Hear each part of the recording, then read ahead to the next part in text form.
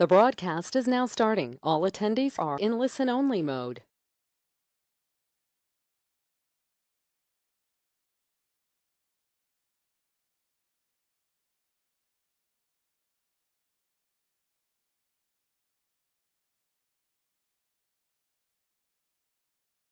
Hi everyone. So today we're going to cover the topic of deploying whatever projects you made till now, front end, back end. So how can we deploy them for everybody else to be able to see them? Okay. So now deploying, we have to first decide what kind of site we are trying to deploy. Does it have only a front end, or does it have a front end plus a back end? Or it could also be that you have a project which only has a backend. Okay, so most places that support deploying a backend will also deploy support deploying a front end, because a front end is nothing but HTML file that you download from the internet into your computer, and it shows up on your computer. So there are some kind of services which allow you to deploy only front ends, and there are some services which allow you to deploy front end and back end together. Okay, so generally you will find these hosts being called by the name of servers. Okay, uh, you can they are maybe called as servers or cloud hosting. Okay, or VPS stands for virtual private servers, something like that. And sites that allow only front end hosting are generally called as static hosts, or they might be called as HTML hosting, and many such names like that. Okay, so now if your site only has a front end, then you can choose a front end only host, and if your site has a back end and a front end, you choose something like this kind of a host. Now these are usually paid. Okay, it's hard to find anybody who allows you to host backends for free, because here your CPU and your RAM and your disk space and plus bandwidth. So this entire thing is needed to be made available to you. So all of these resources you would require if you run a backend and a server. Okay, and in that case, nobody is going to make all of these things available to you for free of cost. But front end only host, you generally need only bandwidth. Okay, now I'm not saying disk space is not needed, but your front end site would need a fixed amount of disk space. So, for example, if your HTML plus your JS plus your CSS plus required image files, this entire bundle takes say 10 MB size.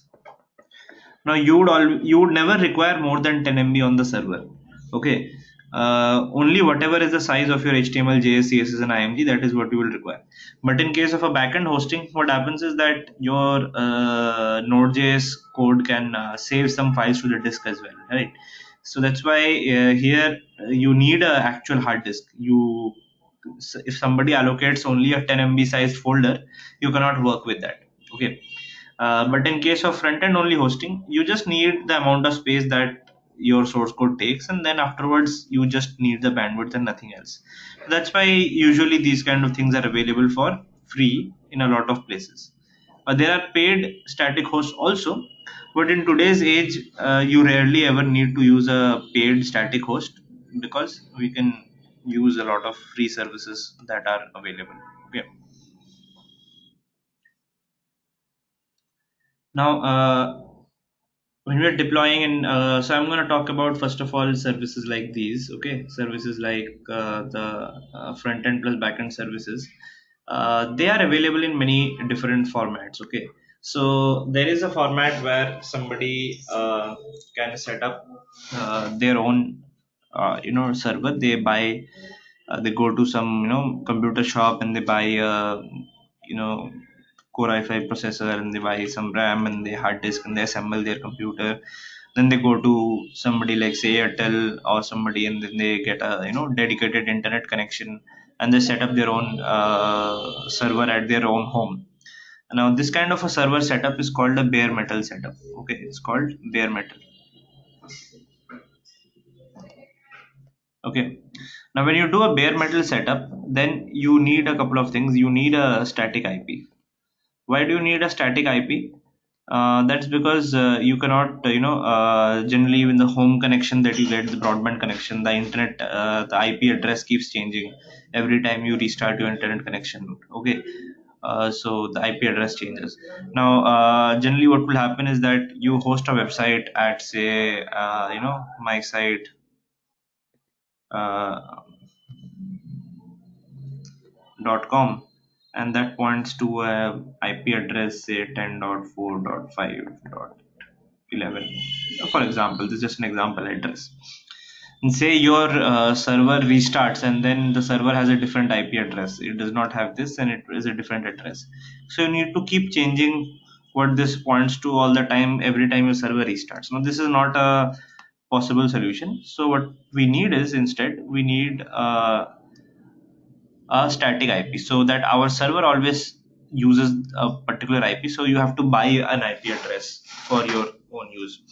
And if you look at internet providers like say Airtel or MTNL, you will see that all the plans that contain a static IP address, they are going to be very costly plans. The second thing you need is high upload speeds. Okay. Now, generally, your home connection that you get something like say 40 Mbps download speed, but only 2 Mbps upload speed. That's the kind of home connections that you get. But when somebody is browsing your website, when they are downloading from your website, it means that your website is uploading something, right? And if you make a website that becomes very popular and a lot of people come to that website all at once, so if your website has 2 Mbps upload speed and 10 people connect to it, okay, so they will actually get only 200 kbps maximum speed. Okay, they, even though these guys at home they have a 40 mbps connection, but they cannot download at more than 200 kbps, because that's the maximum speed at which your server can upload. Okay, so that's why you would require a high upload speed. Okay, and you need a static IP. Then you need uninterrupted power supply. Okay, by writing UPS here, I don't mean the device called UPS. I mean I mean in practicality, you need uninterrupted power supply. Whether your electricity provider can provide that to you, or you set up an inverter, or you set up some batteries, or you connect a generator at home, but it needs to be always on, because every time a server goes down, then people visiting a website won't be able to see your website. Okay. Then apart from all of these things, so if you put all of these three things into consideration, your cost of hosting such a server is going to come out to be very high. So setting up bare metal servers is something that people rarely do, unless people have some reasons for doing that, that they have very confidential data that needs to be on the server and people cannot access it, or they want to make some custom hardware. Say for example, you are a company which runs some image processing website. People submit their photos and you do some changes to them and upload them back, stuff like that. So you need maybe some custom hardware at home, which has very high powered GPUs or something like that. So in that case, you need a bare metal server, but otherwise nobody really sets up a bare metal server. Okay. Now after that, there is a solution which we generally call is as infrastructure as a service. Okay, so infrastructure as a service means that some provider like say Amazon Web Services, or some provider like Google Cloud Engine, there are many people who provide such things. Okay, what they do is that they set up a they set up a CPU for you. Okay, and so this CPU has you ask for say 1 GB of RAM, and you ask for dual core CPU, and you ask for 10 GB of storage. So they provide all of these things to you. Okay, but this server is basically say uh, somewhere on the premises of Amazon, and they basically connect a LAN cable to it, and they put it on a router, and then they put it into the internet. Okay,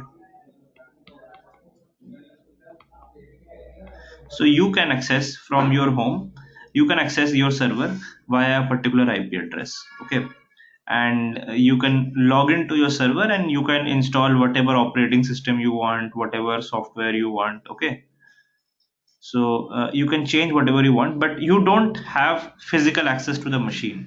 You cannot go and touch that with your own hands. That's not possible. Okay, so this machine is owned by somebody else, but they have provided access to you remotely. You can install your own operating system on it, you can make whatever changes you require on it. You want to host some Node.js apps on it, you want to host some PHP apps on it, whatever you want to do you can do, but that machine somewhere else does. And so this kind of computing is basically we call cloud computing. So we say that that there is a cloud, and our server is in the cloud. Okay, so what is the cloud? It's somebody else's server. So maybe it's with Amazon, or maybe it's with Google, or it's on Facebook's cloud. Somewhere it's there, this kind of a setup, and they have created dedicated server for you. You can connect to that and make whatever changes you want. Okay, so this kind of a setup is called infrastructure as a service, because somebody is providing you an infrastructure in form of a service. Okay, now in infrastructure as a service, there is still a lot of things that you need to do yourself. You need to set up your databases, you need to set up your operating systems, and if something goes wrong, then unless it's something in the hardware, if the hardware goes wrong, the person who has provided the hardware to you would fix it for you. But if something on the software level goes wrong, you need to fix it yourself, because they have no control over that. Okay, but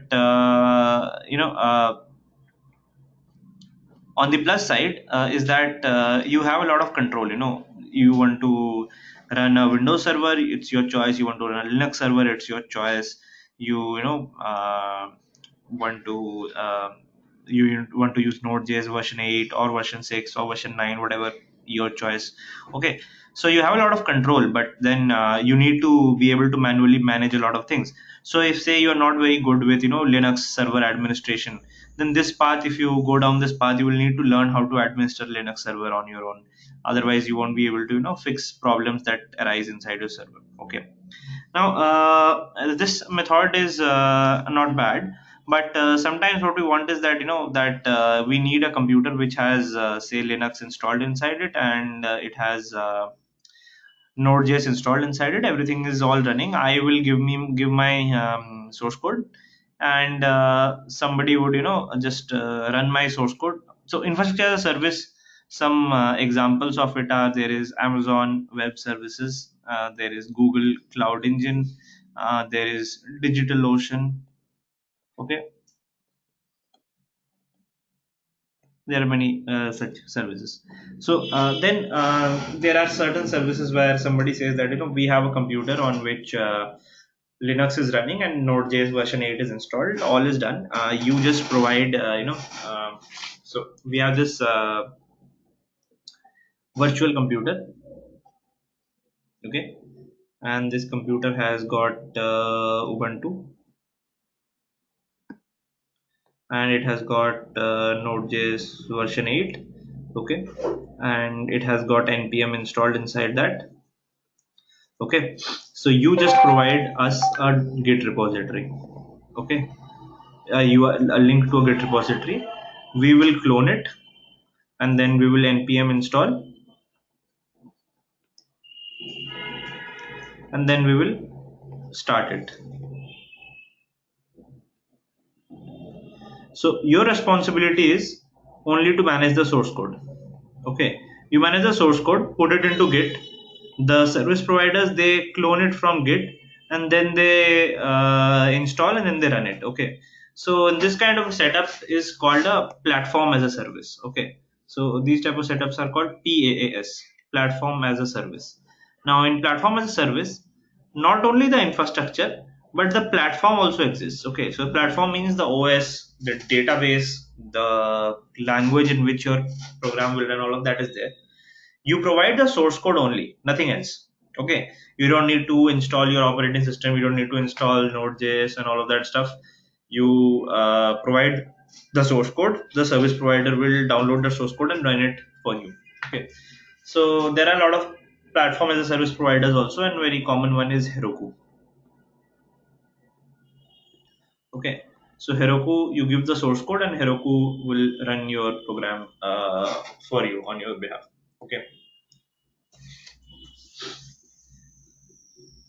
and static web host that we have seen already. So there are places where you can host a website for free statically. One example is GitHub. So on GitHub also, if you publish your front-end code, .html, JavaScript, and CSS files, GitHub can create a website for you.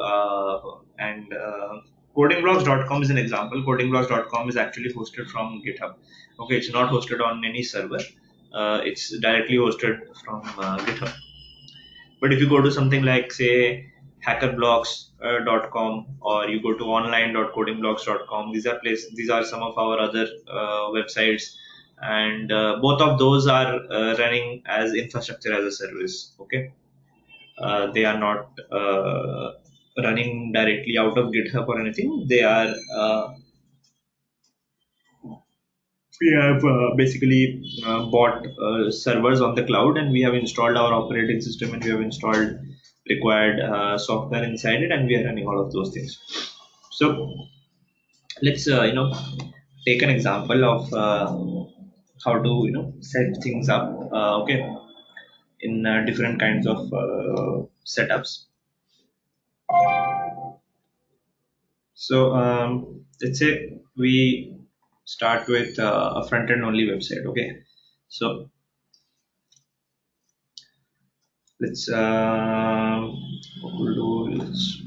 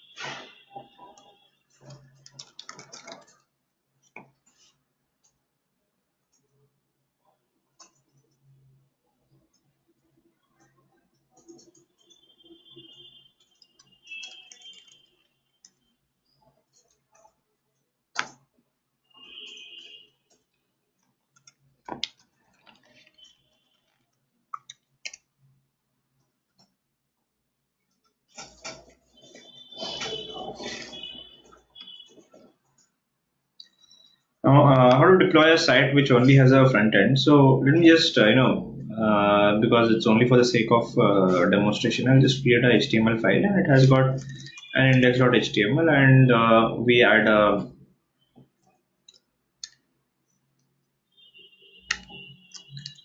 heading line to it.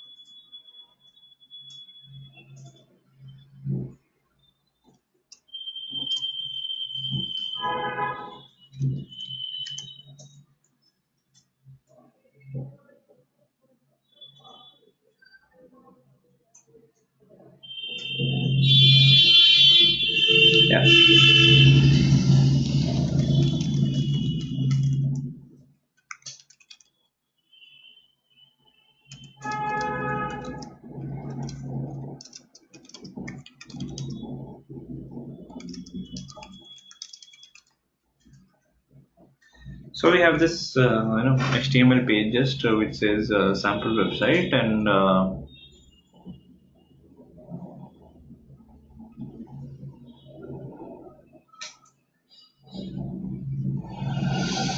we hosted on static or something like this. Okay, I want this to be hosted so that anybody can view it from anywhere. Um, I'll do is I'll now create a Git repository inside this folder directly. Okay, so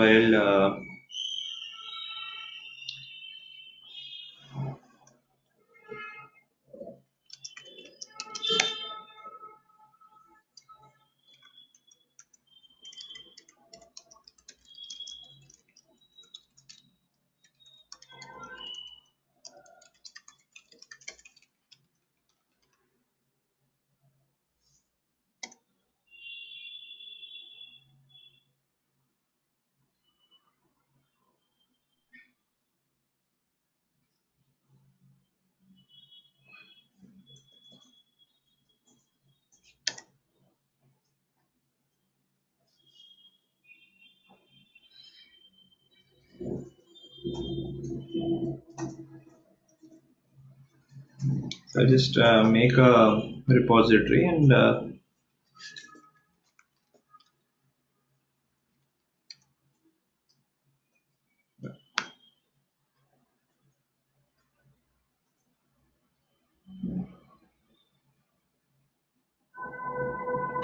क्या कब गया weekend पहले अच्छा lost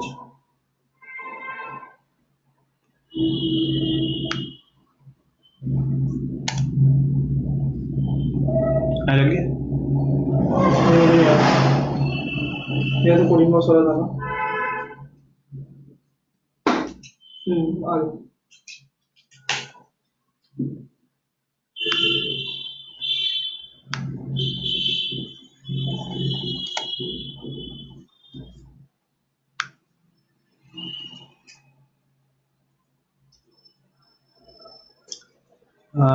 Hi.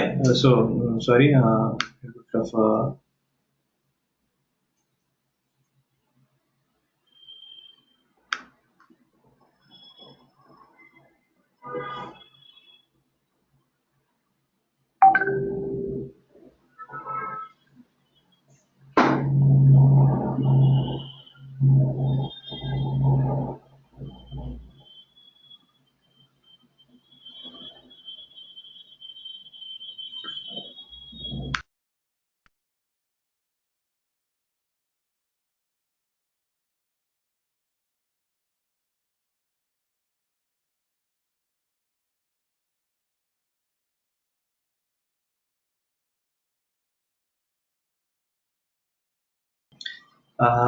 sorry. Okay. So a bit of a connection problem. So we have this. I think I showed this sample website we have, and it says something like this. Okay. Sample website can be hosted on static site. So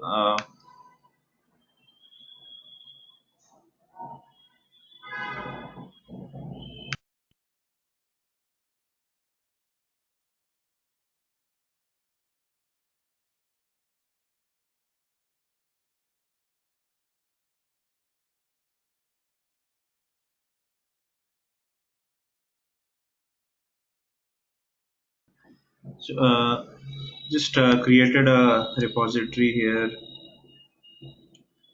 sample deploy front end. Okay, so I'll just push to it.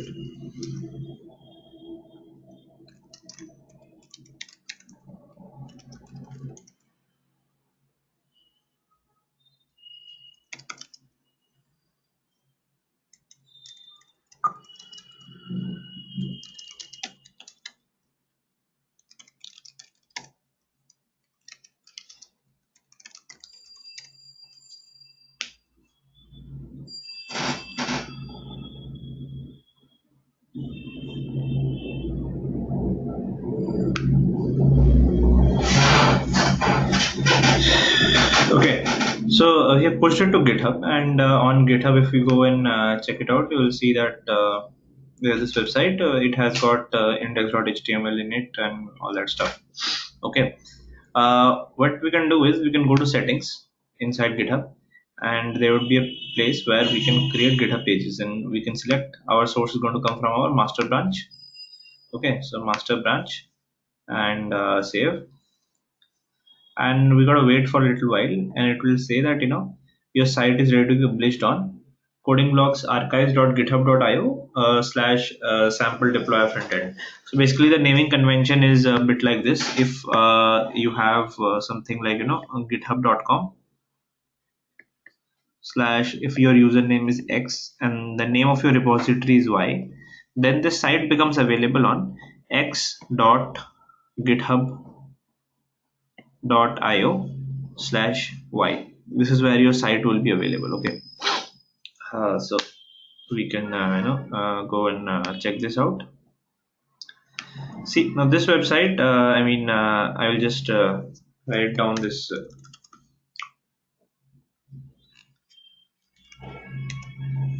text somewhere so that you can read it.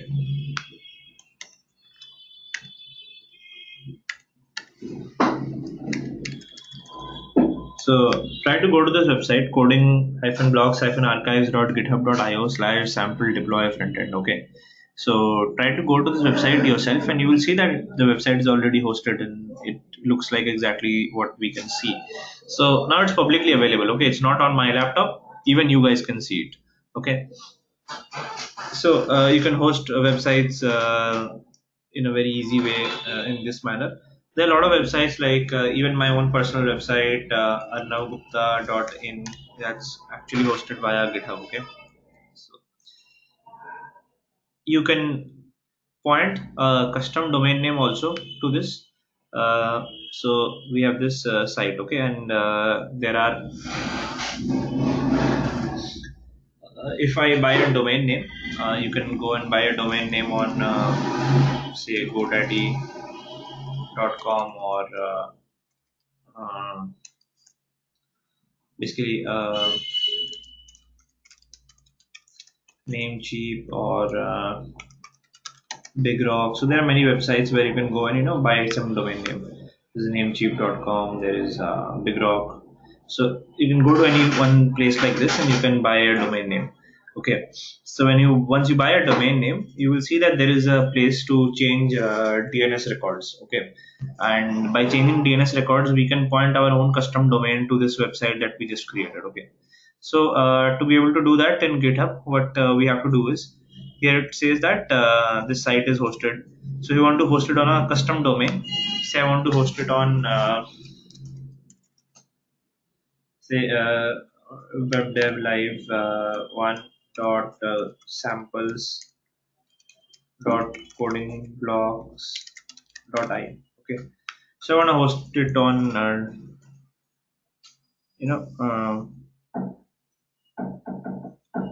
wl1.samples.codingblocks.in.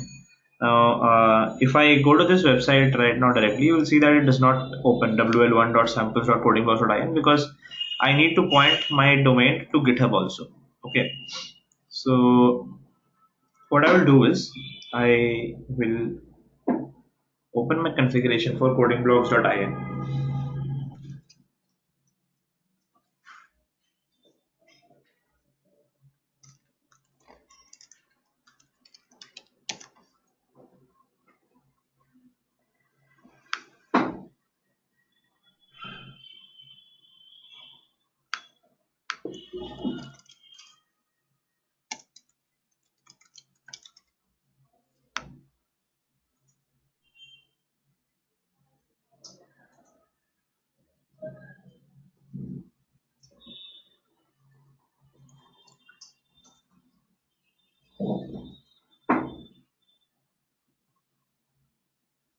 Yeah, so in my codingblocks.in setup, I will add a CNAME record. CNAME records are redirecting records. So I will create a CNAME record on wl1.samples. I think that's what the IP had said. wl1.samples.codingblocks.in. and I will point it to coding blocks archives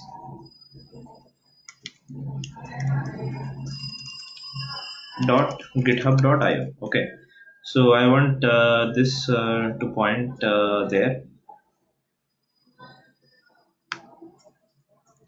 So we added a record w1.samples.codingblocks.in will point to codingblocks.archives.github.io, and here I have said that w1.samples.codingblocks.in is the domain of this website. Now if I go and visit this site, I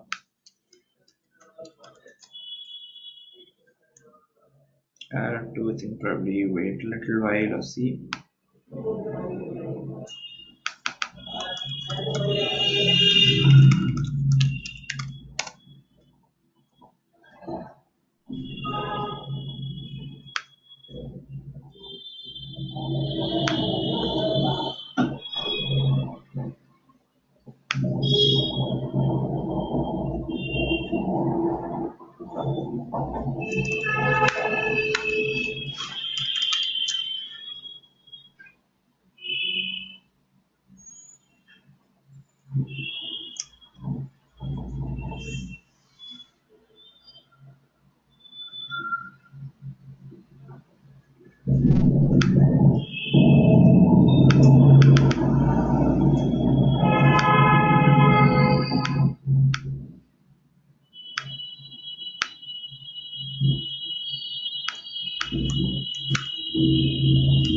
So generally, if we change the DNS settings, it takes a bit of time for the change to reflect. What you can do is you guys can try going to this place wl1.samples.codingblocks.in. Try to go there maybe 1 hour later or so. You will see that the site would have been hosted on that particular domain by then. Okay.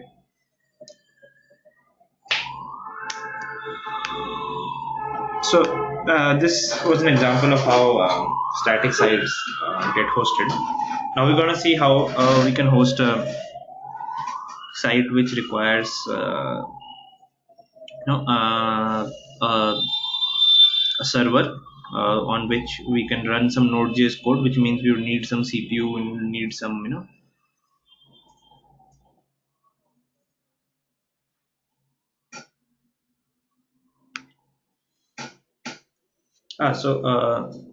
someone has asked, I think Karan has asked, that what's the point of using GitHub for custom domain? Shouldn't we directly upload our files to GoDaddy and access from there? So I'll just reply there also.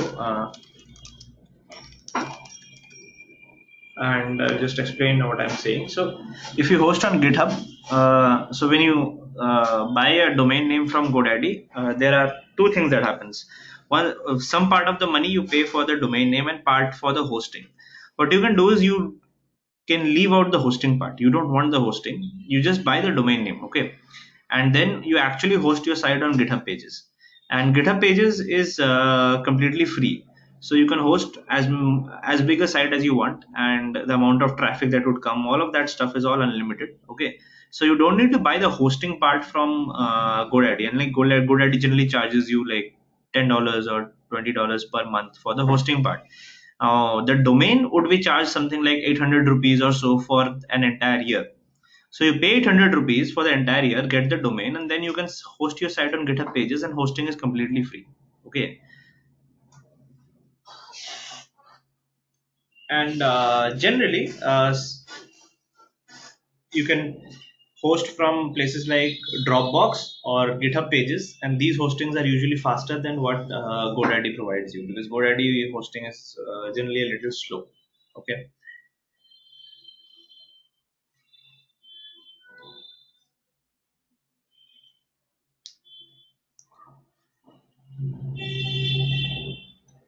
So next, let's see how we can host something that has a backend also. So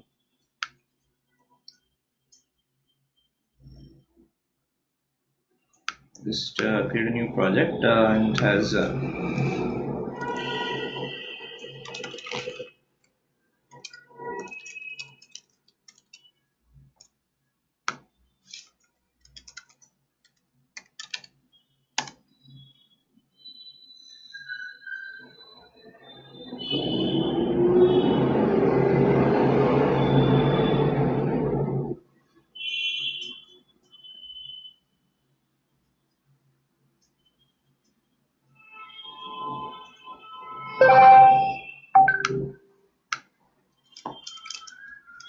Okay, so another good question that somebody has asked, Karthik has asked, is that how is the payment done on Coding Blocks website? And that's correct. That if you go to codingblocks.com, now this website is static in nature, okay? And if you go to register for some page, for example, it's the Android app development online page. You can go to register here. So there is a registration widget that will come out at the bottom of the page. And obviously, for a purely static website, it's not possible to do registration. How does this work? You check out this thing, go to inspect element, and you will see that this part of the website comes from an iframe. Okay, and this iframe, the SRC is this. So if you take this and visit this particular iframe, so you see the payment widget is a different website. So the payment widget has been inserted into the rest of the website in form of an iframe. The payment widget is not part of the same website. Everything else is a static website hosted from GitHub. This payment part is basically an iframe. Okay.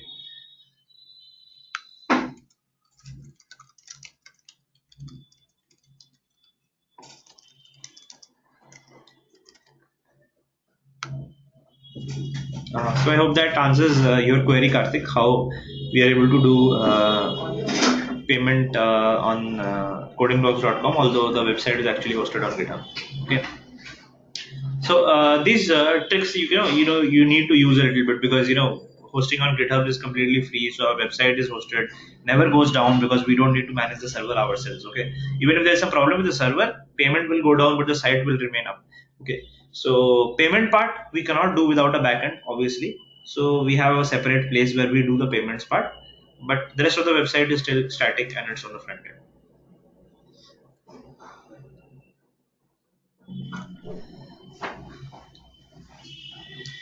Okay, now we were just discussing how we can deploy something onto the backend which has some backend related code in it.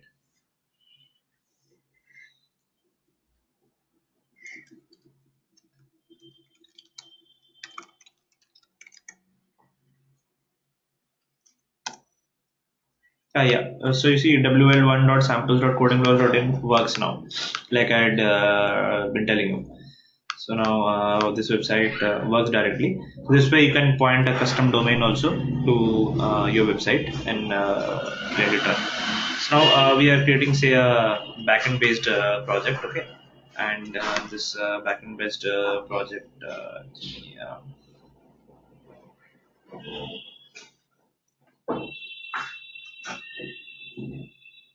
start off by npm init and all of that stuff.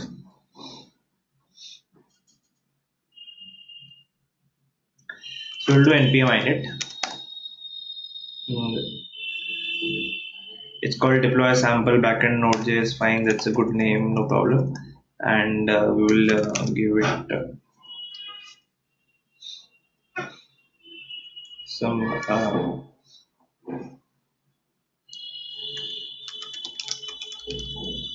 install express. Okay.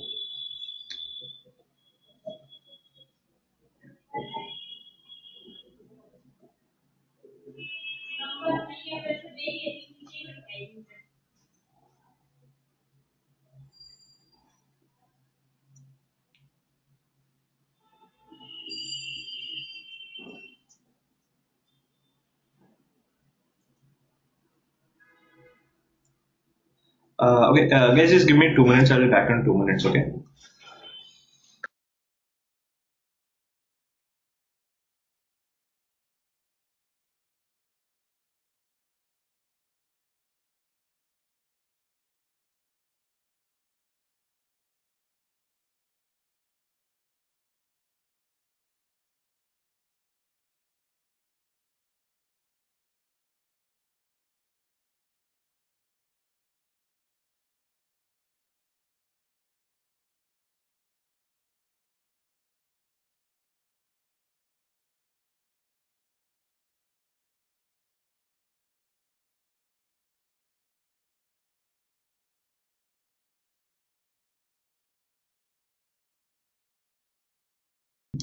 Hi, sorry. Sorry for the break. Yeah, so we have installed Express and let's create a server file, create a public folder.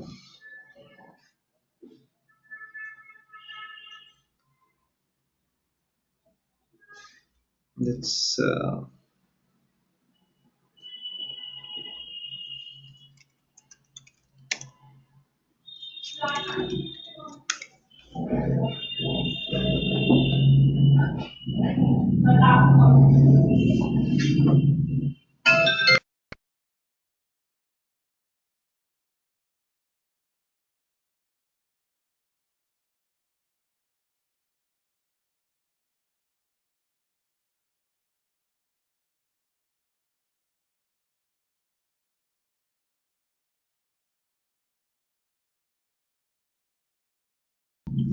we'll just add node models to git ignore. We don't want to push the node models to our source code.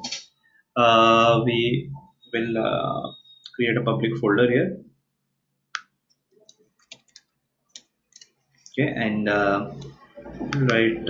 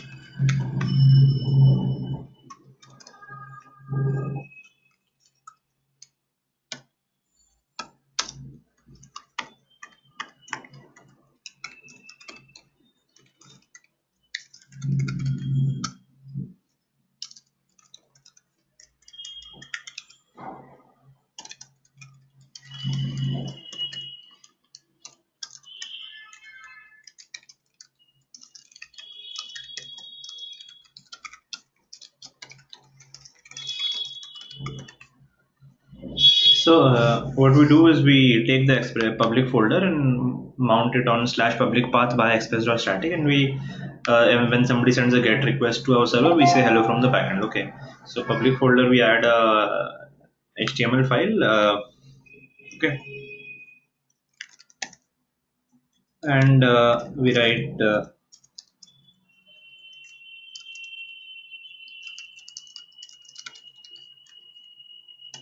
static file hosted via backend. Okay, so there we go. Now. How does the server look like? We just run this node server.js, and this server gets started on localhost 3333, right? So I will go to localhost 3333, and hello from it says hello from the backend like this, okay? And if I go to slash public, the static file hosted by backend. So we have a basic Node.js server running on our localhost right now. Now we want to host this, okay. And again, there is a free solution available to do that using a website called Heroku. Okay. What Heroku can do is Heroku allows you to host websites created in Node.js or Python or Ruby or PHP or Java. So you see a long list of things that you can use any one of these languages to create a website. So what I'll do is I will log into my Heroku, okay, and I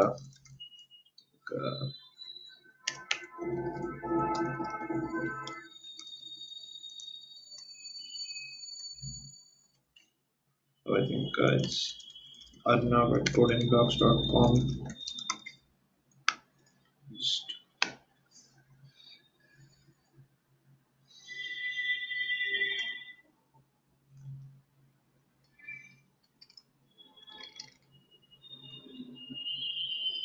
So I have some apps on Heroku already. So let me just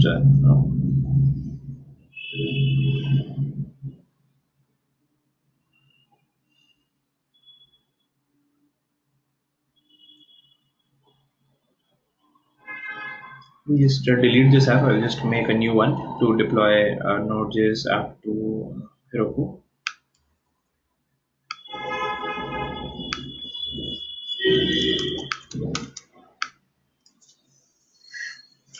Now, to use Heroku, a very good solution is to use something called the Heroku CLI.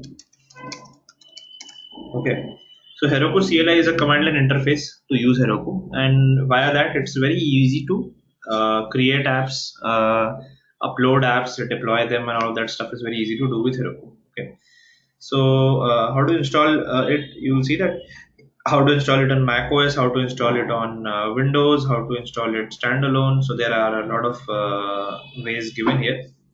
So I think I have it installed already, most probably.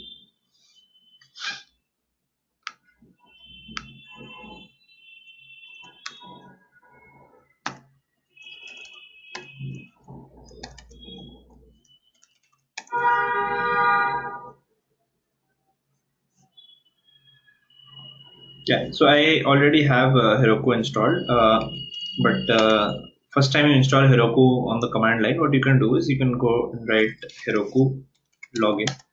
It will ask you to log into Heroku from the command line itself. So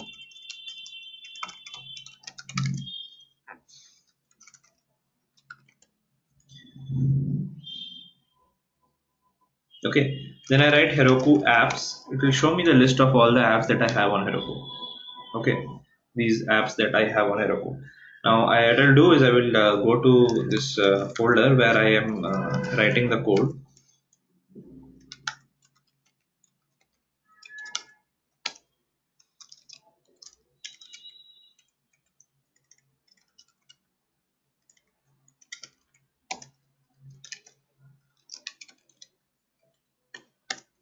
Okay, and I will create a Git repository here. Okay, so whenever you're deploying, always make sure a project has its own Git repository.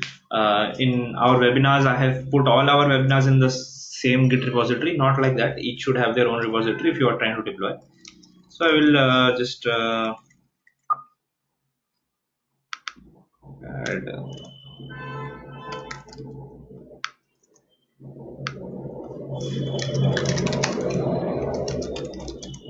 As you can see, package log, package.json, public index HTML, and server. These are all done.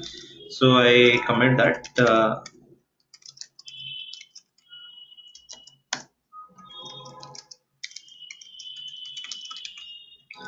Now, what I can do is I will create a GitHub repository first.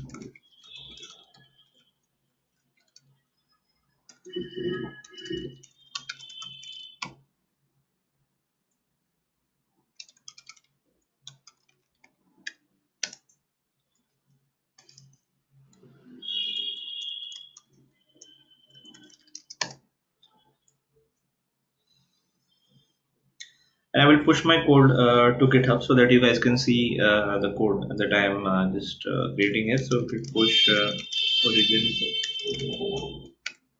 Okay.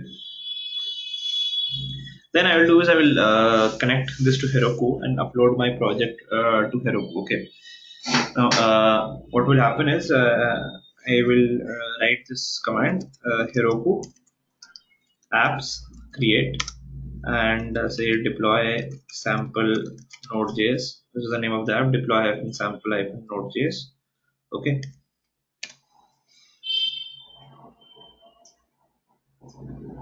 So the name of my app was deploy sample node.js, and this site gets available on deploy sample node.js.herokuapp.com. This is where my website would be available when I host it. Okay.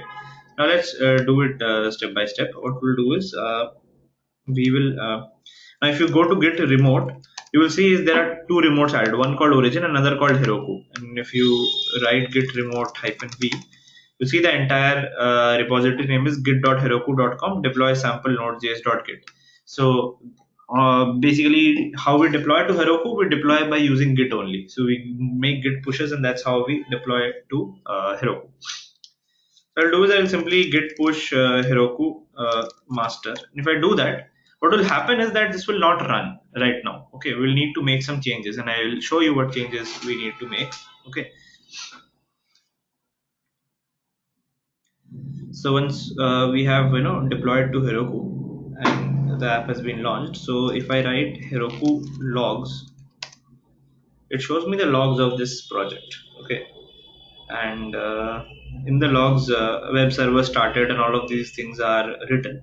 But if I go to this website, I think the website's name was deploy sample Heroku.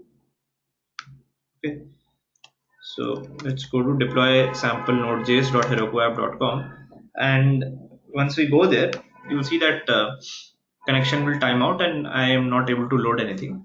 And why does this happen? This happens because Heroku does not allow you to load your apps on any custom port that you want to. Heroku provides a port itself for security reasons and because they share a same server with a lot of apps.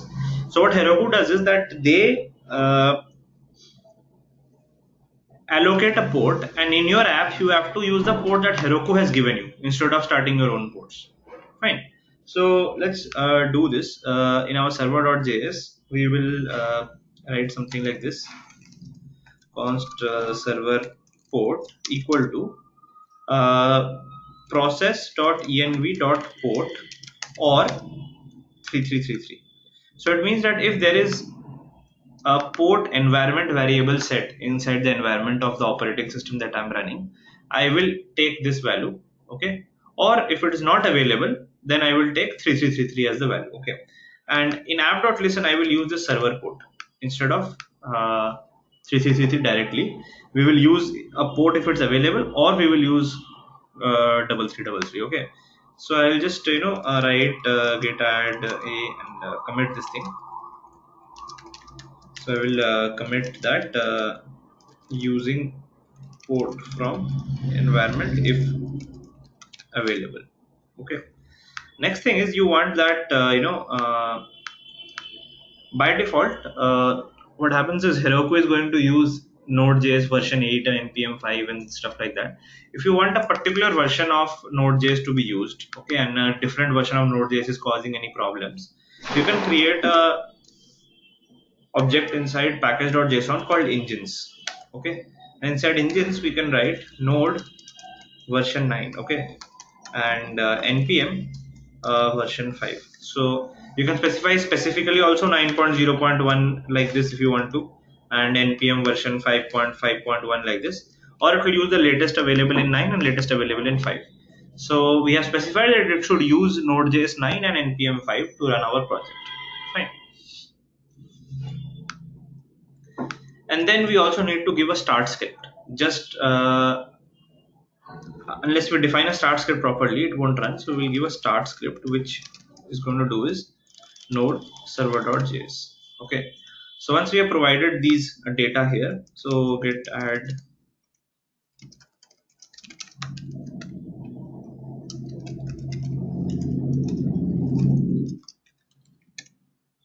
so now I will push it both the places, to GitHub as well and to Heroku.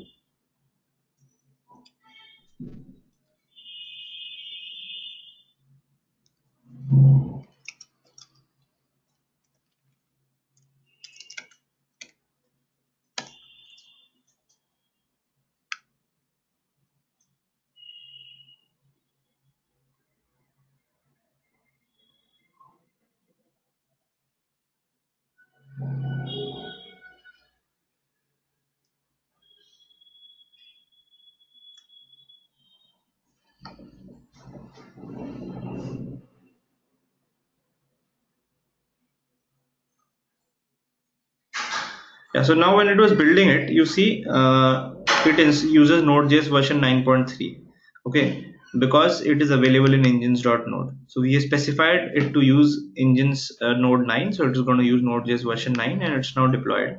So now if I open deploy sample Node.js herokuapp.com and see hello from the backend comes up here, and if I go to the public path here, now this path should be available to all of you guys.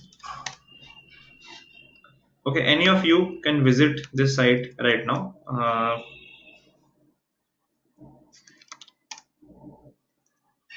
Go to this place, deploy sample node.js.herokuapp.com, and Heroku is a platform as a service provider. So basically, you are able to deploy a backend and a front end, both things together. Backend is also running and front end is also running, and you can run this and check it out.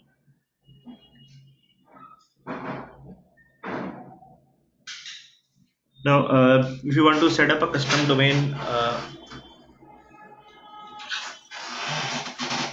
if you want to set up a custom domain on a Heroku site, then that is also possible. Okay. What do we need to do for that is we will go to the Heroku website.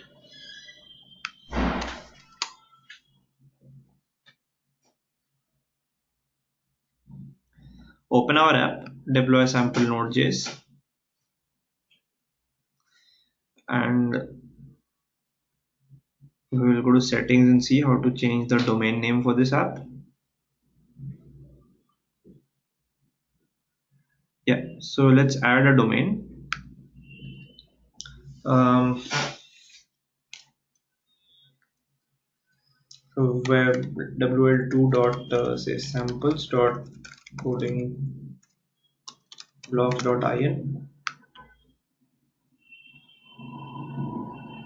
Okay, so my domain name is this. So how to enable this? They provide you a CNAME record.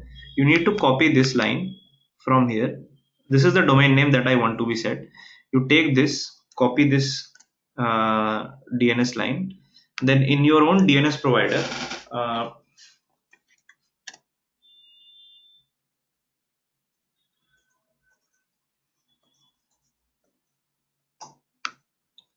so I will add another line in my DNS provider, just like I had added for the GitHub repository. Okay.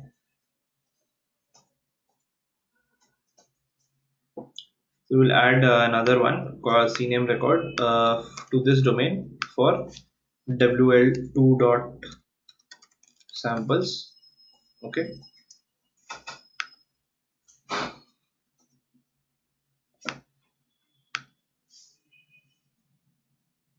Yeah. wl2.samples is going to point to wl2.samples.codingblogs.in.heroku DNS, which would automatically make it accessible. So let me just open this domain and see.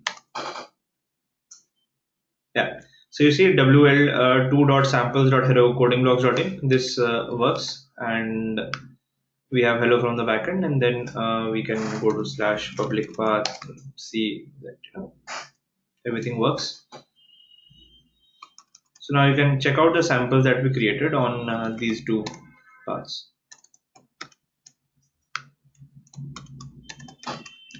WL1 and WL2. This is the front end only from GitHub. Front end plus backend from Heroku. So both of these are now hosted, wl1.samples.codingblogs.in, wl2.samples.codingblogs.in. Okay, this way you can basically deploy your website, whether it is only front end or whether it is backend plus front end. Okay.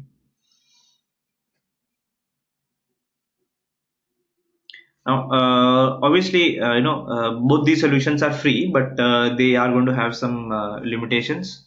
GitHub is not going to have any limitations except that you cannot save a file larger than 100 MB in size on it. So if you're saving a file larger than 100 MB, there are rarely any web host which will allow you to do file hosting or video hosting, etc. for free. So you will have to pay money for that. But if it is small HTML, JavaScript, CSS files, GitHub allows it to host for free. Heroku provides only 1000 hours of hosting a month. Now 1000 hours means that if you have one app on Heroku, that is gonna take 24 hours into 30 days, which is going to be around 720 hours, right? But if you have more than one app, if you have two apps, then you would require 1440 hours, right? So one app, 24 cross 7 is equal to 720 hours per month. Now Heroku gives you 1000 hours per month free. So if you want to run more than one app 24/7, then you will have to pay more than that. But Heroku has a facility that if your app is not being used for more than 15 minutes, the app automatically sleeps. And when somebody tries to access that app later on, it is going to be started. Okay, you can see an example. I have an app on Heroku called say CB hyphen qbapp.herokuapp.com, and I try to access it. You'll see that it's gonna take a lot of time. Okay, it's gonna wait for this app to start because this app is sleeping because nobody has accessed this app in a long time. Now it will take around as much time as it takes for a server to start and for the DNS config and everything to work. So it might take 1 minute or so to start for the first time. Once it starts for the first time, then after that, every time I refresh the page, that is not going to take a lot of time. So okay, this website has started now. Now if I refresh this page, you see that does not take any time. It works immediately, just like any other website. Okay.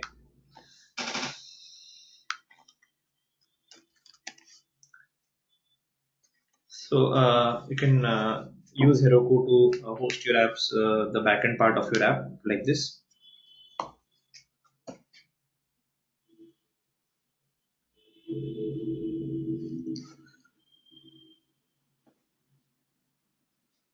So let us have some fun. Let us, create a WebSocket on which we all can, type something to each other maybe, or let's do this deploy sample backend. Let's add a socket to this. Git add, npm install socket.io, right?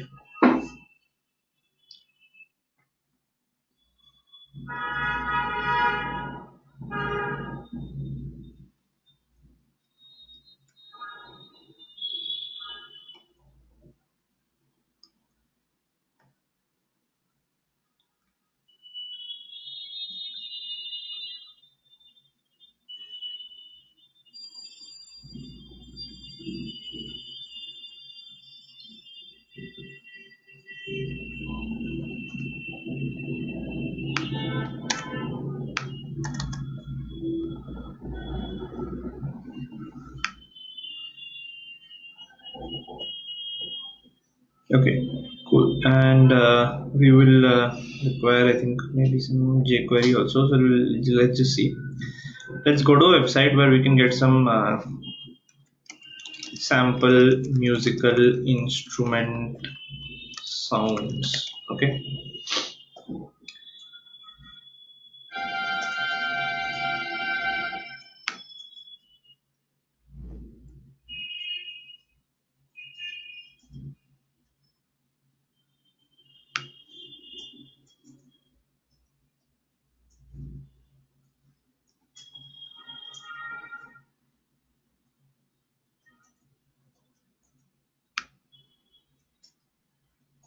Let's see what we can do.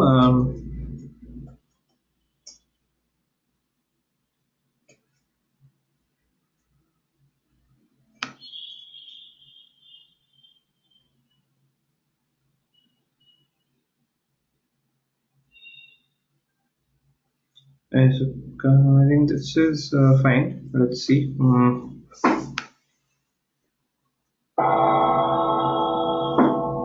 Okay, so this sound is cool. Let's just save such sounds to.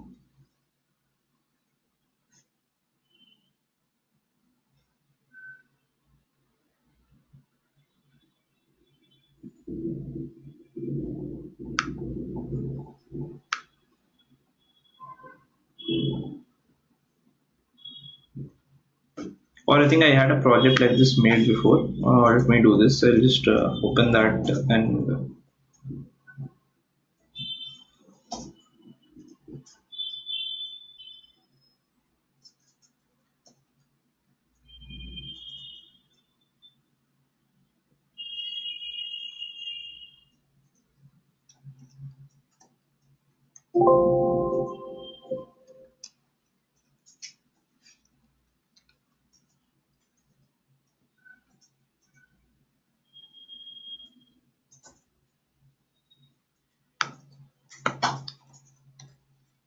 Okay, so there was this project where what we did was we had some bell and flutter, harp, and rumble, say four sounds. Okay, and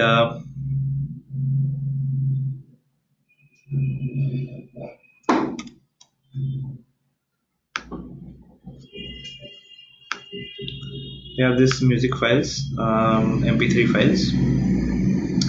Then we had so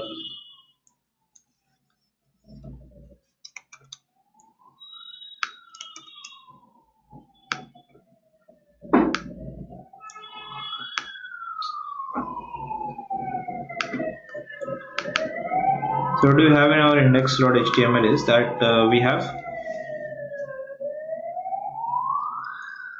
jQuery we have included socket.io, and we have included a file called frontend.js. We have a div called music box. Okay, so let's just see how this page looks like.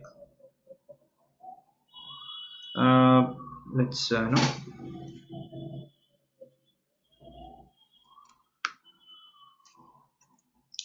remove this. Let's remove this chat box, and let's remove the login box also. So this is how the website looks like. There is play 1, play 2, play 3, and play 4. There are 4 buttons like this. Okay, and let's get this frontend.js file. What do we have in our frontend?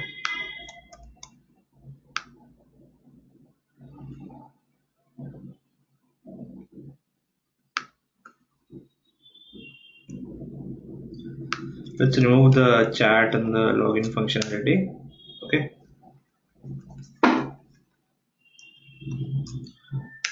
okay, so we have a function called play which takes an instrument ID.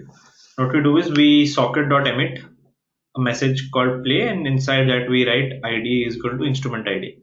So every time these buttons are pressed, play 1, play 2, play 3, play 4, this function is run. It emits something to the socket, and there is a listener on the socket which listens for socket.onPlay. It takes the instrument and then it plays it. So how do we play something on the front end is you create an audio element, and inside the audio element you give it an id and you give it a src is bell.mp3. Okay, so like this. So how is this gonna work is if I open a web console and we try to access this element hash I think a1. This is this audio object. Okay, and if I do dot play on this, sorry, audio object dot 0. So I think I'm not sure if the audio is loud enough for you to hear.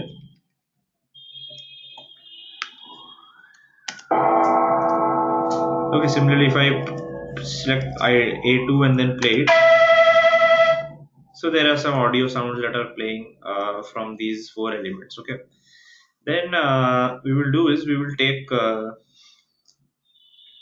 so what was my backend code? My backend code was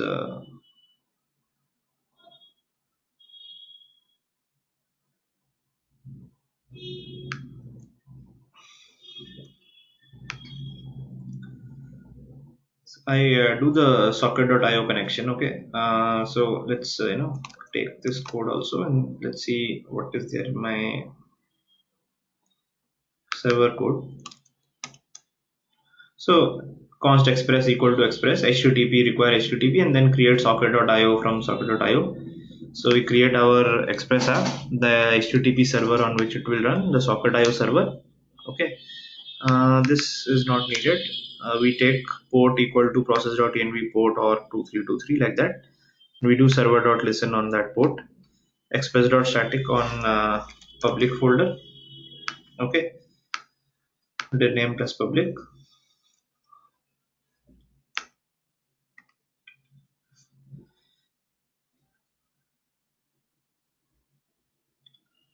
So we do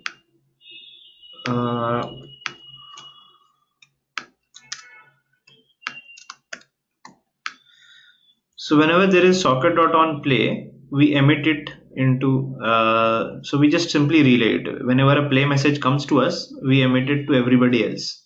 Okay, this is what the code is. Now, how does it look like? Let's run our server. So we do, you know, node server.js, and let's go to localhost 2323. So we say these play buttons, and if I open it in two places, so if I place play here, it will play from both the tabs. As you can see, it's playing from both the tabs. Okay. So if I open another tab here, so whoever places it is going to play on everybody's computer.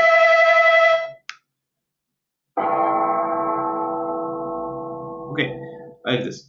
So let me just upload this to Heroku, and then you guys can go to this website and try to play music on each other's computers. Okay, that will be really fun, I guess. Let's do this. We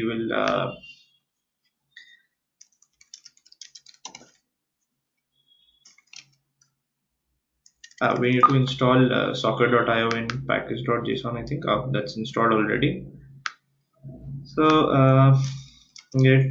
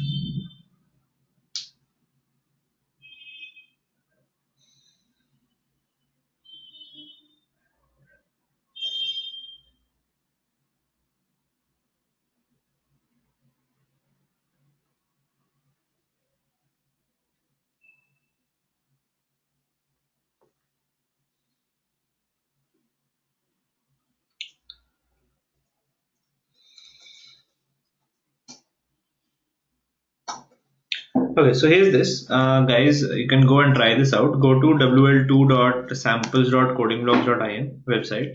Okay.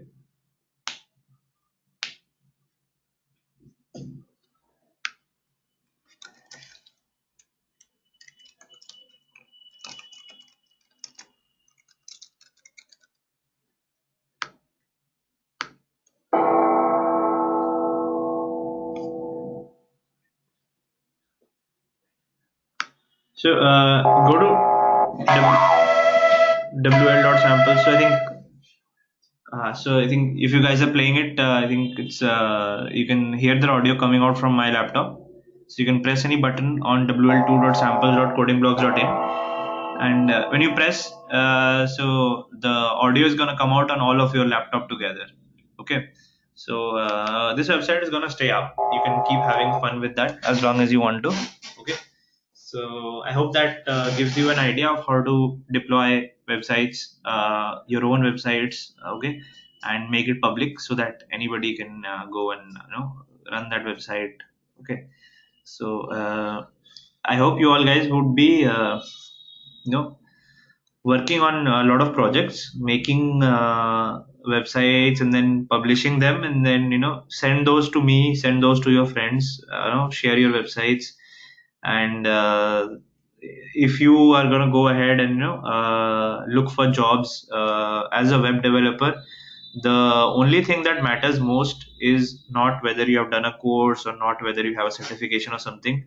The only thing that matters is you create a lot of web based projects, front end, back end, either or both, and publish them, put them up on a domain and publish them so that anybody can see it. Okay.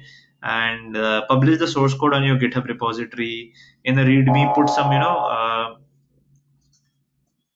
put some this thing screenshots and all in your GitHub README file, and describe what your website does. Okay, so the more projects you have, that's what your worth is as a developer. You're going to look for internships, you're going to look for jobs. So more and more projects, that's what's gonna get you through.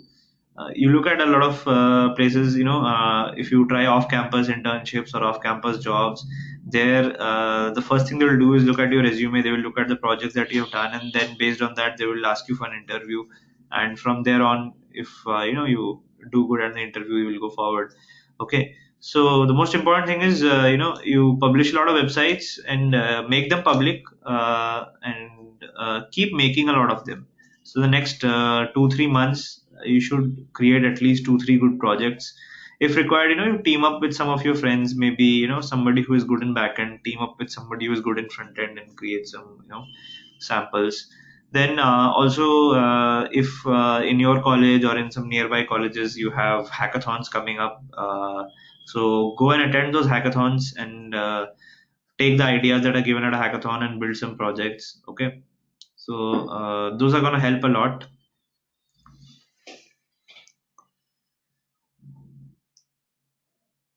So so that apart, I will give you a basic idea of when you are going to build complex websites on the front end.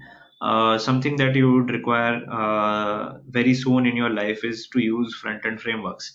There are a lot of front end frameworks which you might have heard the names of, like there is AngularJS, there is React, there is Vue.js, and many such front end frameworks available. So you can take a look at what all popular front-end frameworks are there. You can go to bestofjs.org. This is a website where you can see uh, the best of front-end frameworks. So look at UI framework, and there you can see the popular frameworks are, there is React, the most popular one, Vue.js. Just after that, then there's Angular 1, Angular 2, Backbone, Polymer, Ember.js, Preact, Riot.js, Inferno, Aurelia, and there are many, many more like that. And if you look at the trending ones, so like last year, the most trending repository has been Vue, so it's becoming very popular to use Vue.js based projects. Okay, then what things you can use for a CSS toolkit? You will see that there's Bootstrap, there is Semantic UI, there is Materialize, which makes your website looks a bit like Google's Android operating system. There is Bulma, there is Foundation. Okay, Bulma has been trending a lot recently. A lot of people use Bulma to build stuff. Okay, so now generally when we are dealing with front-end frameworks, the front-end frameworks will generally have three things in them. Okay, I'm talking in general about a front-end framework. I'm not talking about React or Vue or Angular or anybody in particular. I'm talking about why do we need front-end frameworks in the first place. Okay, the first thing that happens is that componentization of our websites. Now if you consider a website that looks like this, say I have a website. Okay, there's this website, and there is a nav bar at the top. Okay, and at the bottom there is a footer or something. Okay, so there's a footer at the bottom. The nav bar has got say your username and stuff like that on the left side, some logo and some text on the right side. Okay, let me just use maybe some other colors here.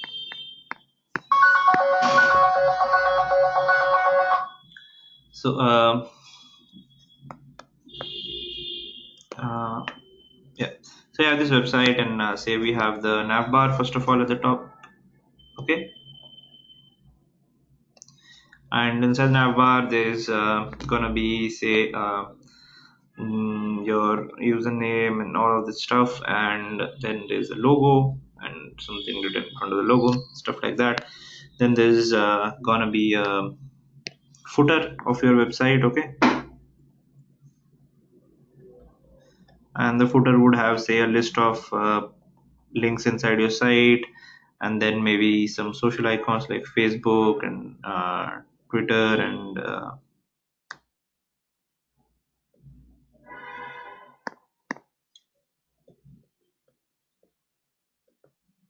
Google and these kind of icons and stuff like that. Okay, so there's a place for this, there's a place for this, and then you will have the main content inside your page. So main content would probably be divided into, say, columns like this. Okay, there would be a sidebar which has some important links like this. Okay, and maybe some, promotional video playing here. Okay, and this sidebar has got, say, a search bar. Okay, and some other stuff here. Okay, and then there is your main content here. Okay,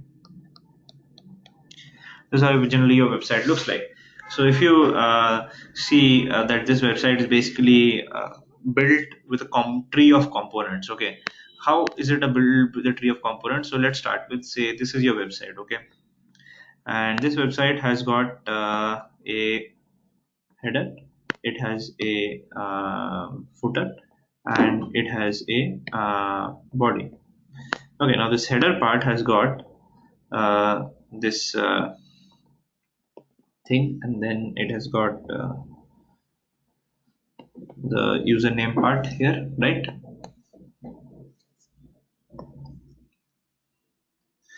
Then your body is divided into, say, three parts. Okay, your body has got the left column, the center column, and the right column. So there's like 4, 5, and 6. Okay, and then your footer is divided into, say, 6 and 7.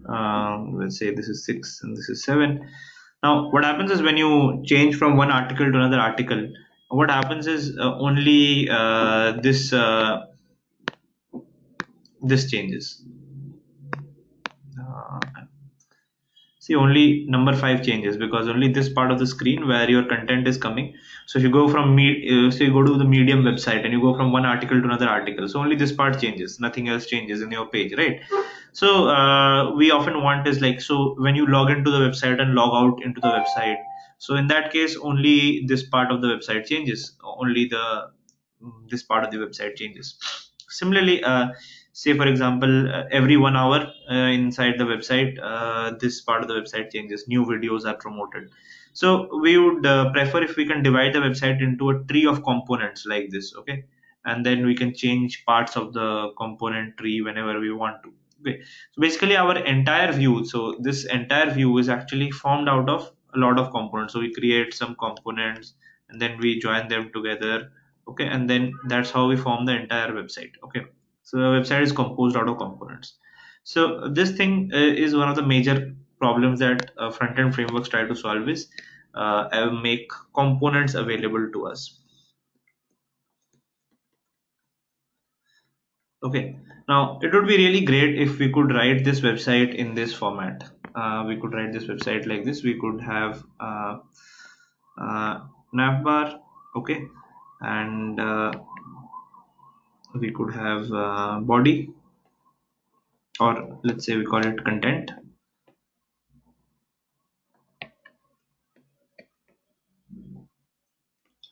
And then we have a footer.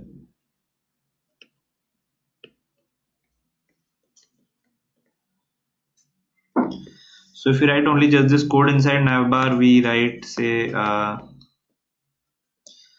logo, and then we write user, and in nav similarly in content we can write, call1, call2, and call3, like this. If we are able to write, what if all the styling of nav and everything is already defined, so everything of this is already defined somewhere else. So we just simply write a HTML page like this. We write nav, content, footer, and then inside that we write logo, user, call1, call2, call3. Automatically everything is filled up for us. Okay, all the attributes, all the styles are already given. So this way, if we can build a website out of components, and if we can create our own custom component names instead of having to write h1, h2, p, and all of that stuff, if we create our custom names like content and nav, how would that sound like? This is what the component solution looks like. Now that's one part of the problem that all front-end frameworks try to solve. And if you go and try to learn any front-end framework, you will see that they would have a concept of components. All of them would have implemented maybe slightly differently, but all of them will have a concept of components. Okay. The second part is that how do we handle routes? So now a lot of times what happens is, let's say we go to, let's take a look at maybe hackerblocks.com. Okay.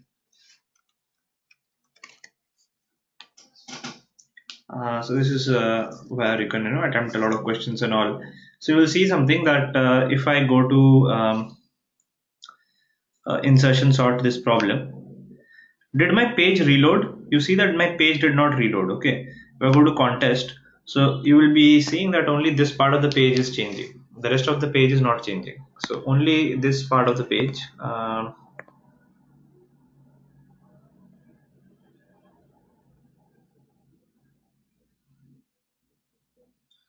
So only this part of the page is changing. Okay, and all of this stuff.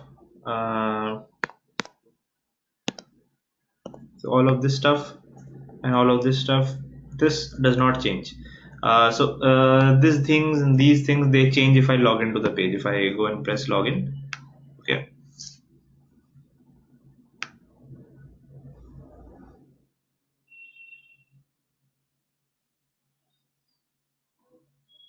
So see, now it has changed. It shows my face here and the logout button here. Otherwise, again, when I go from one place to another, you see the rest of the page does not change in its layout, right? You go to home page, nothing changes. But you will see that the URL is going to change. So let's say I go to maximum sub array. So you see it says DCBP504 here. And if I go to some other problem like this, say board path count print, okay. And again,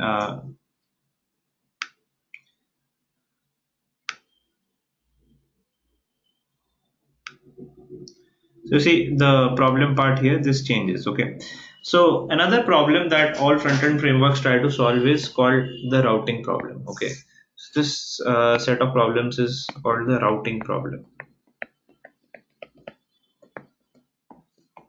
Now, this is something similar to what we do in the backend. Say we have contest slash x slash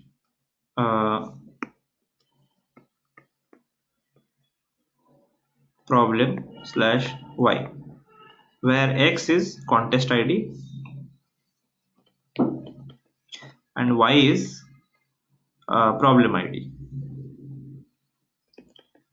Now, if our front-end framework can make it available in such a way that in our page, all the layout remains stuff all remains same, and based on the value of x, the title of the context changes. Okay, so say if based on this x value, my title of the contest changes, and say based on the value of y, the title and the description of the problem, this changes.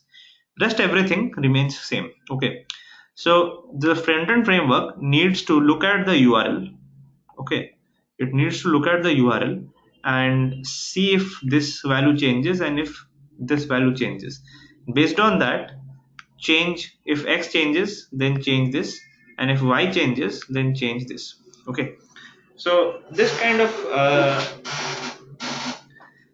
solution is called routing. Okay, and in this case what happens is your page does not change. Okay, page change does not happen.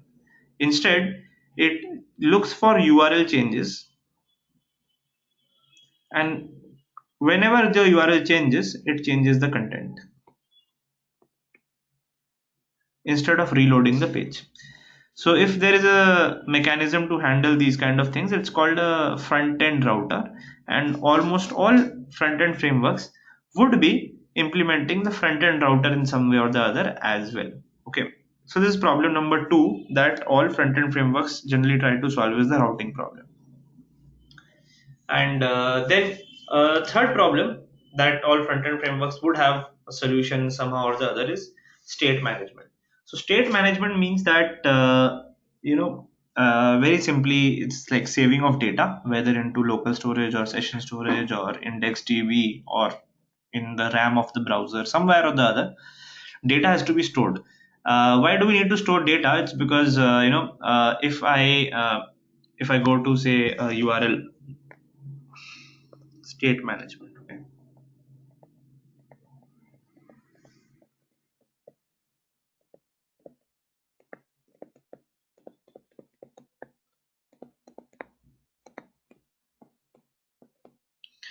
So now, for example, I want to maintain something like this. I want to create a box here,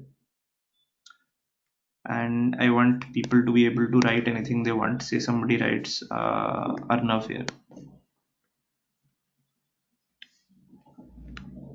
I want some text here below to say hello Arnav.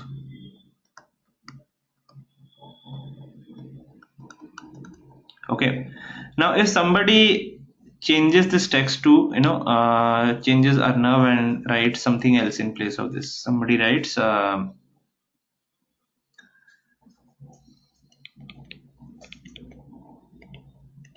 Bhavya here, okay, and in that case this text should automatically change to hello Bhavya. Okay, so these kind of things. So whatever is the value of this should automatically be linked to whatever content is present here.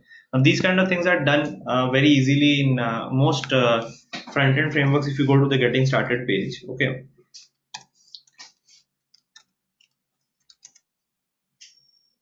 so see that most front-end frameworks advertise how this thing is done. So you go to the Vue.js get started page, or you go to the React.js get started page, okay, and you'll see what the first thing that they will show you is how to do that.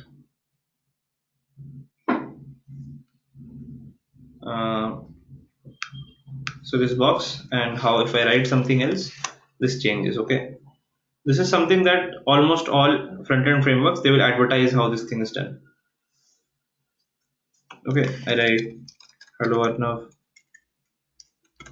It says that. If I write, it says this. Okay. Similarly, React would also say have a get started page, and it will show a similar thing also. In place of this, there would be a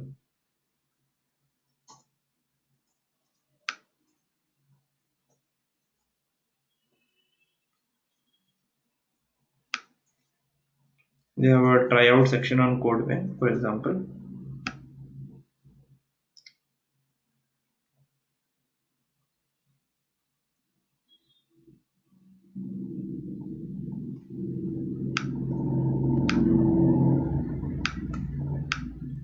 I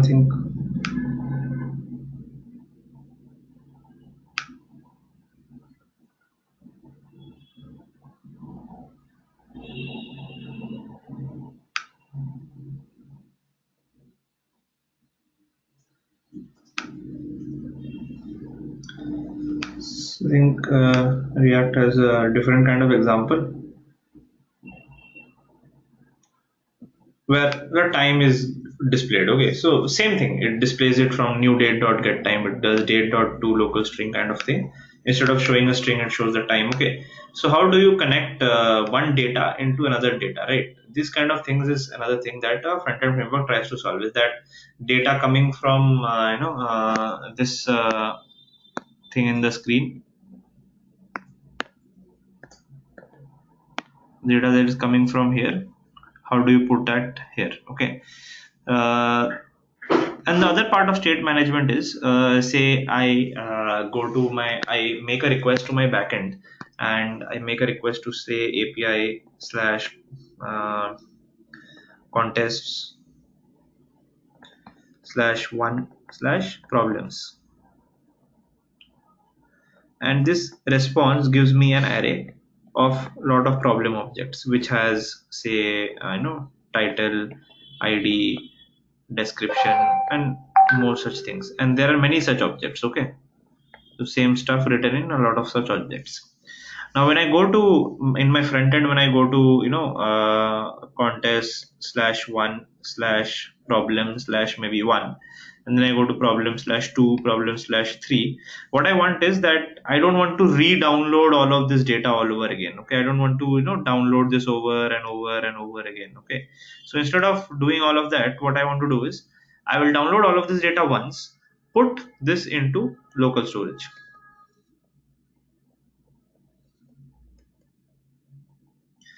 And then when I try problem/1, I want to take the first item in this array and show it on my screen. If I go to problem/2, take the second item from this array and show it on the screen. If I go to problem/3, take the third item from the array, show it on the screen, like that. Okay, so basically managing data and how they are linked to the views on the screen, that is your state management.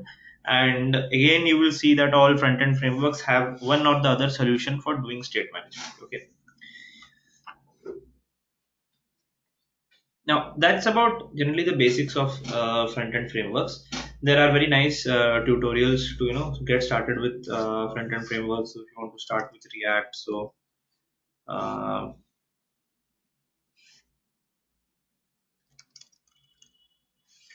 there is a introduction to React.js playlist of on Coding Blocks website where Ankit Bhaiya, who has previously worked at Facebook and at Barclays Bank, he has created this series of React. So I think it's available on cb.lk/yt/react most probably. I will just create it then.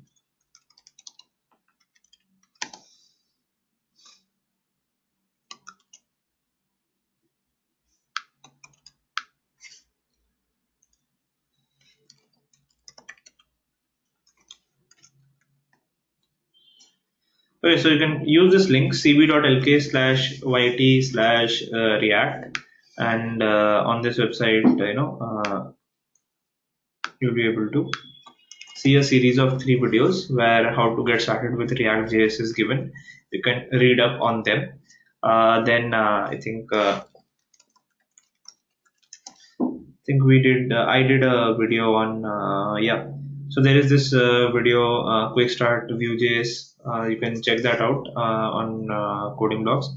So I give an example on how to create a Vue.js website, a to-do list using Vue.js, and you will see a lot less code has to be written in Vue.js than using plain JavaScript. Okay, so you can try that out. Very soon, maybe in next month or so, we will have some series of videos on how to learn Angular 2 as well also. So Ayush Bhaiya at Coding Blocks, he is an expert on Angular. So we will have him make some videos on Angular, so you can check them out as well. Okay.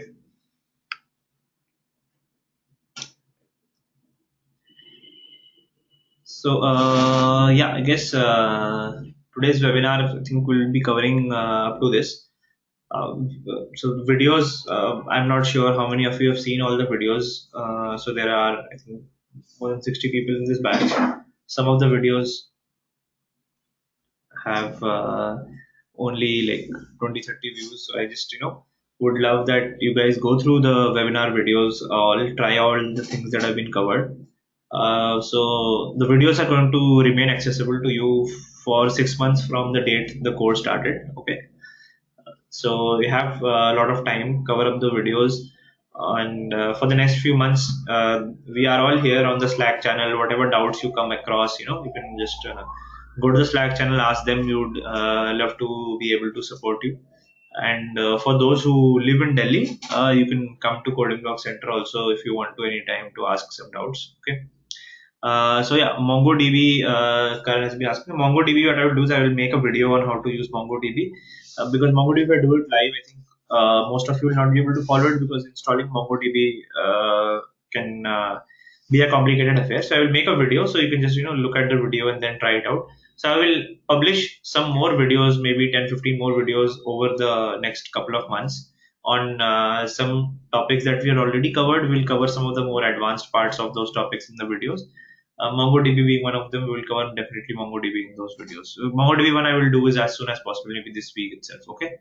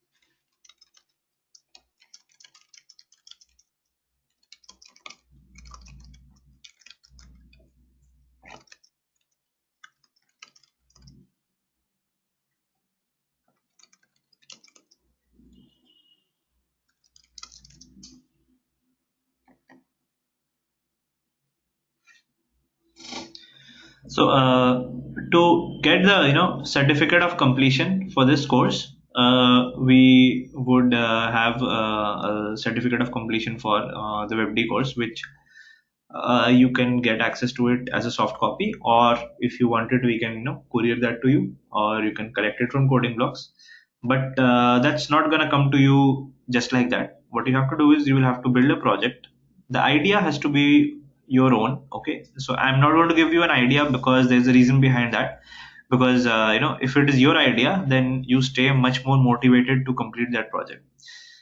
Now, whatever your idea is, so you can make some real time, say this music kind of an app with sockets, or you can create a a shopping cart, or whatever you want to build. It needs to have some part of backend code and some part of front end code. So MongoDB we are going to cover this week, in next 3-4 days itself. As a database, you can either use MongoDB, or you can use SQLize and MySQL or Postgres, whatever you want to use. Okay. So your project must be containing some front end and back end part. You need to host your project on Heroku, and you need to publish your source code on GitHub. So you're gonna write an email to me, where you will write the subject as web dev live class assignment submission, project submission, and you will send me the link to your GitHub repository, and you will send me the link to your Heroku app. And if you have any troubles hosting that app, let us know on Slack. We will try to help you out with that. Okay. So think of any idea that you have. A lot of previous students have made a lot of nice projects. Somebody made a cricket score tracker. Somebody made a website that shows prices of bitcoins and other coins that are available. Somebody made a weather tracker. Somebody made a movie review website. So it's all up to you. There are many ideas. Just think about some unique little idea that you can have to make it individually. You cannot team up for that. This project has to be submitted on an individual basis. You need to show me the source code, and you need to show me the source code with all the commits. Okay, your source code should not be such that there is just a single commit and your entire source code is published. There should be commits step by step how you have built that project. It must be hosted on Heroku, and you send me the link. And if I'm satisfied with that project, then only your web dev live course is going to be considered complete for you, and then only you will get the certificate of completion. You won't be getting a certificate unless you show the project. This project is very important if you want to get the certificate. Okay. And if there are still some topics on which there are a lot of doubts left, so we can have maybe 1 or 2 more webinars if required, depending on any topics that need to be clarified again. Okay. So once again, I'll just tell you guys that cover all the videos, that if you have missed anyone in previously, if you have missed anyone, so please do cover that. Okay. And if you had liked the course, and if it helped you learn new things, please go to Quora, and there are questions about how was the Coding Blocks course. So I think there is a particular question on how was the Coding Blocks online web dev course. You guys can go and write answers on that. So whatever you felt like, if you felt like something was lacking, you can mention that also. So you can give an honest review of that on Quora. I would really appreciate it if you did that. And otherwise also, please do finish your projects, submit your projects, and then we would be able to send you your certificates. Whether you want them on email or whether you want them on courier, let us know. We will send that accordingly. Okay. So yeah, that's a good thing that Karthik has said, that hackathon to win a T-shirt. So the top 5 people who make the best projects, I would be sending them not just a T-shirt, maybe a T-shirt and some stickers and Coding Blocks pens and a couple of goodies also. Okay, so you need to make a really good project. You need to stand out among everybody else in this class. Only the top 5 people, they are going to get some Coding Blocks goodies.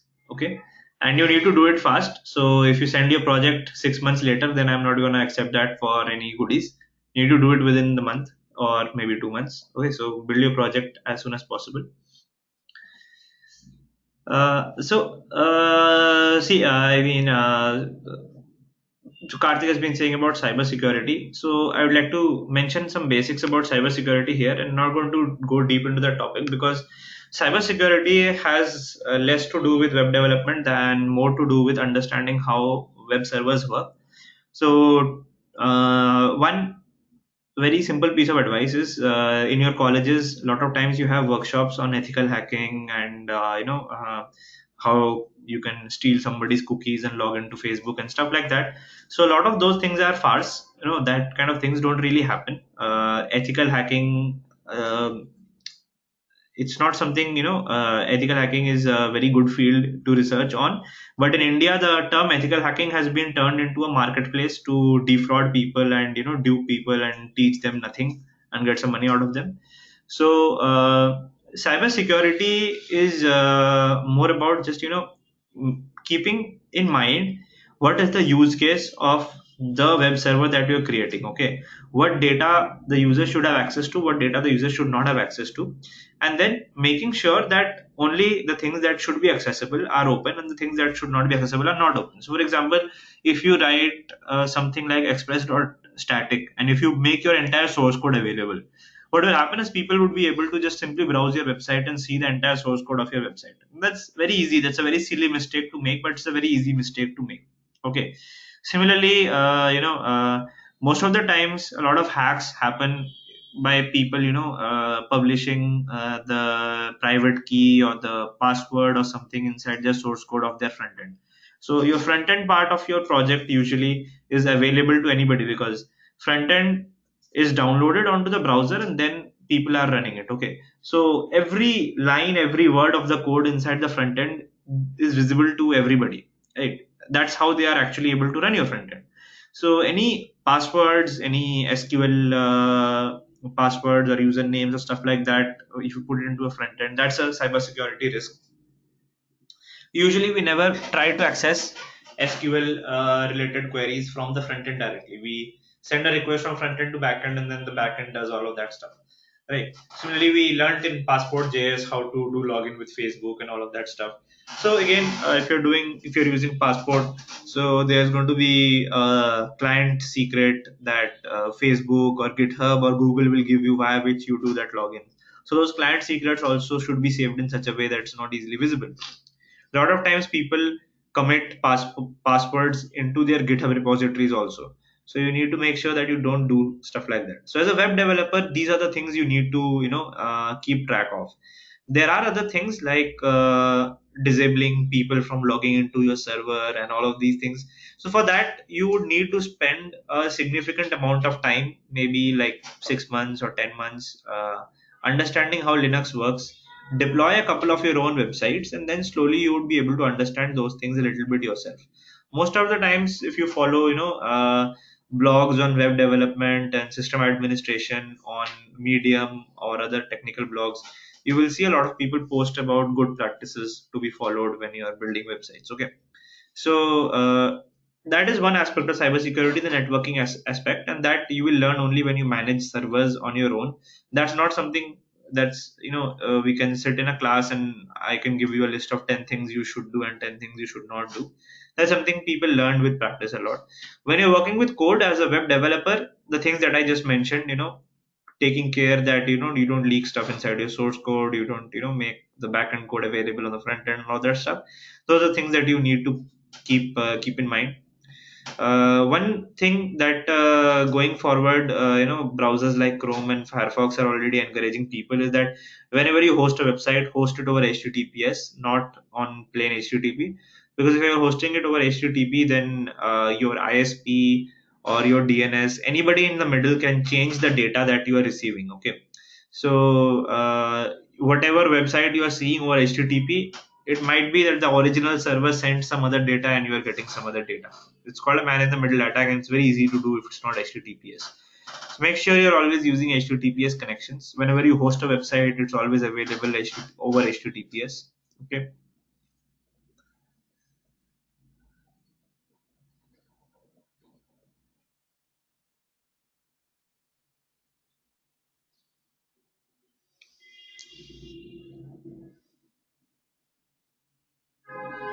So there's a good question that Karan has asked is how to get access to data from sites and use them.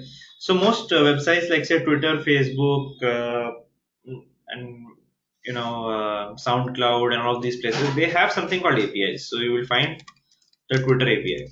Okay. So what is the Twitter API? The Twitter API is a way to access Twitter data in form of JSON objects. Okay. So there is a search tweets API via which you can uh, standard Twitter search API. Okay, it will have documentation like this.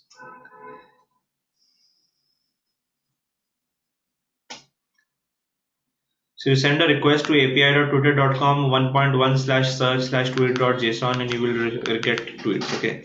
If I send it just like this, you will see that it says bad authentication data. Why does it say so? Because you will have to go to dev.twitter.com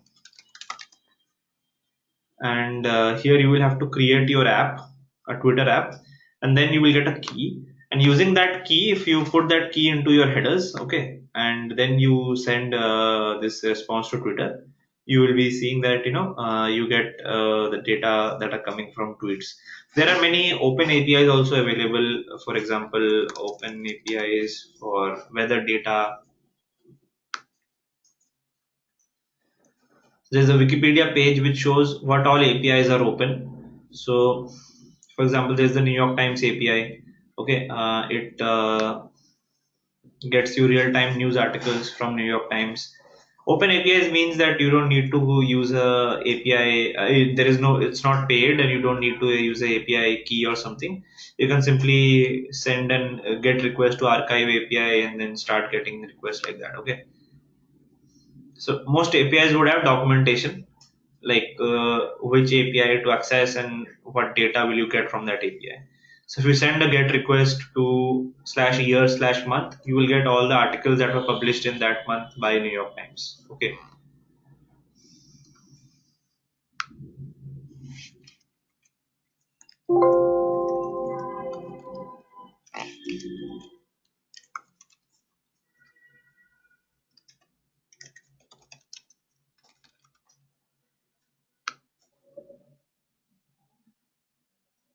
So whatever data you need, for example, you need an app where you want to use weather data. So there will be weather related APIs available. So there is Open Weather Map. It's an API where you enter the name of the city and you can get current weather data. You'll find API docs for that. It will tell you which endpoint you have to send a get request or a post request, and similarly data would be available. So if you write like api.openweathermap.org/data /weather q London, it will get you the weather of London. So you see, you get it in the form of JSON object. Okay, it's a JSON object, and what's the weather, what is the temperature, pressure, all of that stuff is available.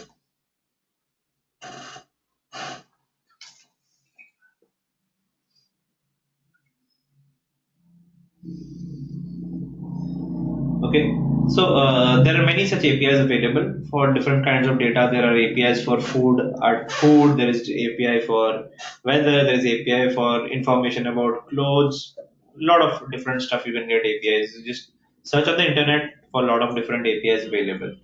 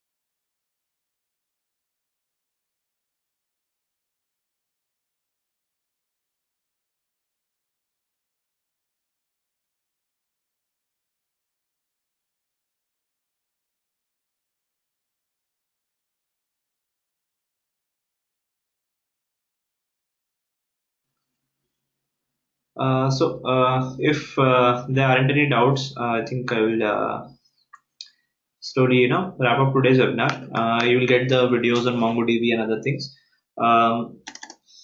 Like I said about the reviews, you can go to http cp.lk slash fora slash wl, and if you feel like, and whatever you feel like, okay, so you can write a review about how this course was, maybe today, but or maybe later, whenever you feel like doing that. Okay, so thank you for attending, and happy new year to all of you. So may you all become, very good web developers in 2018 and get good job offers and internships. Okay. So Karthik has asked how to get an internship at Coding Blocks. So a lot of people who are interns at Coding Blocks. So there are two kinds of internships we have at Coding Blocks: people who are working on the development related projects, and there are internships for people who work as a TA. Okay, so for a development related projects, one very good way that you can try to attempt an internship with Coding Blocks is, we have a lot of our projects which are open source.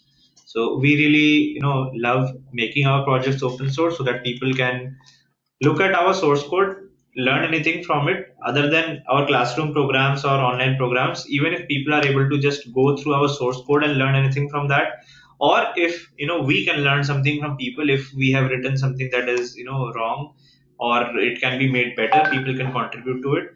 So you go to github.com/coding-blocks, you will find the Coding Blocks GitHub repository. So our blog, our main website, the hacker blogs front end code, the backend is not open source. Okay, so there are some security related problems. Not because you want to hide the code, but it's too messy to be shown. That's why. But a lot of the source code you will see it's open. There is a hacker blogs front end. There's the Coding Blocks online platform. There is Schedule Lecture. It's a project that was made by uh, two of your teaching assistants in this course, Bhavya and Apurva. They are your teaching assistants in this course, and they built this project. I have written very little code in this. I have only written a lot of issues which need to be fixed and everything. They have built that on their own. So you can see timetable.codingblocks.com. Okay, it's a website which shows what classes are going to happen next, and you can probably log in, and yeah. So I can schedule my classes here. So I think I'm gonna schedule some this thing. I can schedule my classes by dragging and dropping them, or by shifting the classes like this. Okay, and I can change which room they are going to be held at. So this entire project of scheduling classes has been made by Bhavya and Purva. This entire source code is open. You'll be able to understand this source code most probably because it's Node.js only. Okay, there is SQLize is being used for managing the database. The front end does not use any front end frameworks. It's plain HTML, JavaScript, CSS code. Okay, so you can take a look at that.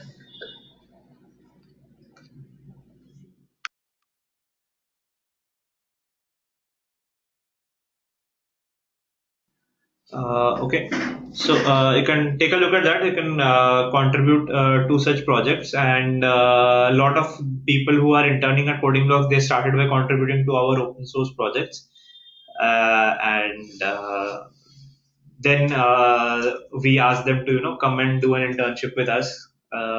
Few of them we have even given them pre-placement offers. They are joining us as full-time developers very soon, so you can maybe try doing that. Okay, so I'm running a little short on time. Actually, I think Munna Bhaiya would be using GoToWebinar to host one of his own webinars. So I will just quickly say bye to all of you. Please send us a review if possible, and Happy New Year to all of you. Make those projects, submit them as fast as possible so that we can send you across your t-shirts and your certificates. T-shirts only for the ones who make really good projects, okay? Not for everybody. So thank you so much and goodbye.